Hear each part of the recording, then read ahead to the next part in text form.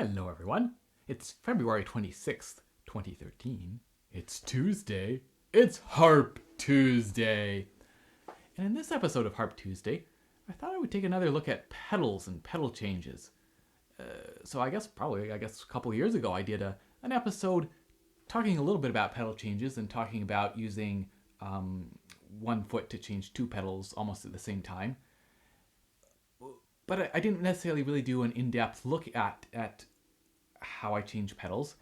And it's interesting because that's something that can vary quite a bit from person to person, I think. And it's also something that you don't necessarily maybe pay attention to in the same way that you might in terms of finger technique. And you don't always get to see that too, right? Like if you watch, say, a YouTube video, you'll see people's hands, but you won't necessarily see people's feet. So I thought I would do another look at that and try to do some shots of my feet and just talk a little bit about pedal changes. But before I do that, before I switch views, one of the things, of course, is that your pedal technique can vary quite a bit depending on what you're wearing. You know, it's not like we're wearing gloves or something when we play the harp. All our fingers are the same, right? We're approaching the harp in the same way. Whereas, for example, with the pedals, some people might have, for example, large heels, like high heels or just big heels, which means that certain things that I might do you might not be available to you. I'm someone who never wears shoes in the house, so I practice in my bare feet or in socks. And again, like you might always wear shoes, and so you might always practice in shoes. For me, what I look for then is, and I showed these before, I have these little jazz shoes, these dance shoes that have very thin sole, because what I'm looking for in terms of a performance shoe is something that is as much as possible feels like I just have socks or bare feet on. So that's something then to consider, that what you wear can affect how, the mechanics of how you change the pedals. So I'm going to show you what I do, and let's change this camera angle and take a look at my feet. All right, so let's try this angle and see how it works out. I can't actually see how it's looking in my viewfinder, of course, because it's under my bench. But hopefully this gives you an interesting little angle. So one of the things I do that maybe isn't standard is that I often will be resting my feet on the pedals like this. Some people will always try to keep their heel on the ground, for example, whereas I find that can be somewhat uncomfortable. I find this position, sorry, let me just adjust the bench a little bit, there we go.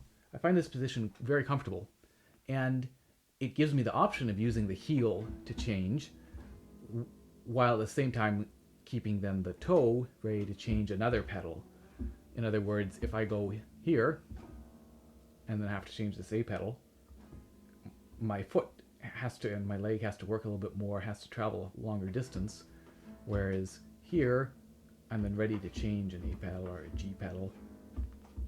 And obviously if you've got to change, say, the E or the A down to sharp, you can't do that with a heel. It just doesn't work very well. You got to move down to grab these. But as I say, I'll often be resting here. I'll often be floating. In other words, say I'm changing this pedal, I might be like this, but I might also be like this, and I wouldn't necessarily try to me, this is uncomfortable. I have to force my heel down in order to put it on the floor. Whereas if I'm like this, then that's fine. But again, I might be floating in the air a little bit sometimes.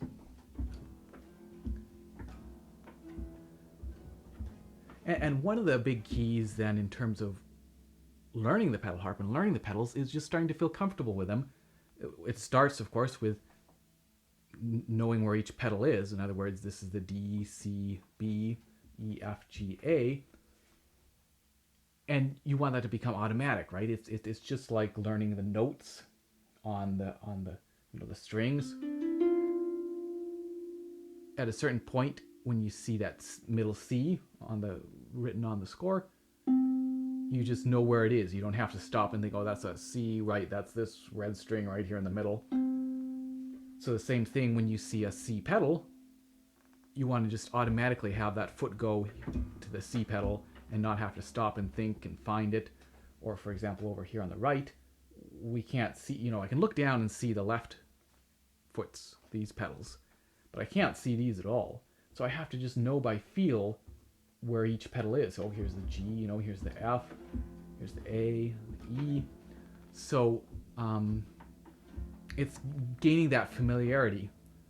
And I'm just going to show you a very simple little exercise that you can do to sort of help that, to help the feet learn where the pedals are.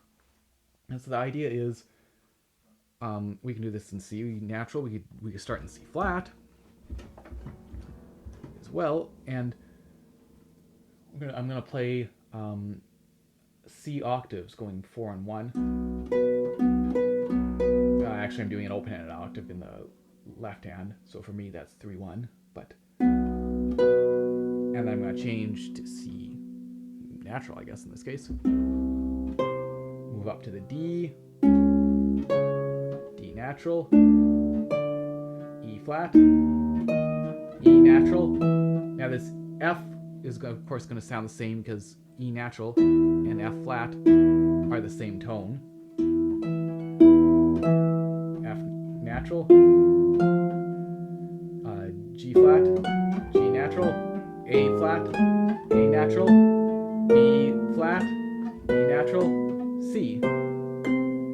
And we can go back down, C, C flat, and then of course this B natural is going to sound the same. B flat, A natural, A flat, G flat, F flat, E flat, D flat, C.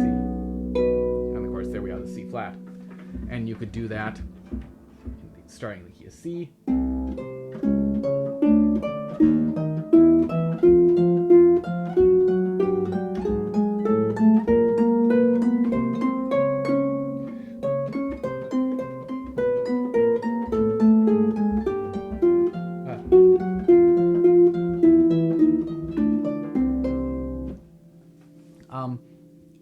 And obviously slower than that. Just giving yourself a chance to have that feeling of coordinating both playing and moving the feet. And one of the things to think about, of course, is that ability to change the pedal just a split second before playing. So when we have this and are moving to play a C sharp, we can't change, if we try to change the pedal right at the exact moment as we're playing, we're probably going to hear it get changed, right? We have to change it just a moment before we play. But if we change it too early, because we've just played the C string, we hear it get changed. So if we get that kind of unwanted sound there. But if we can change it right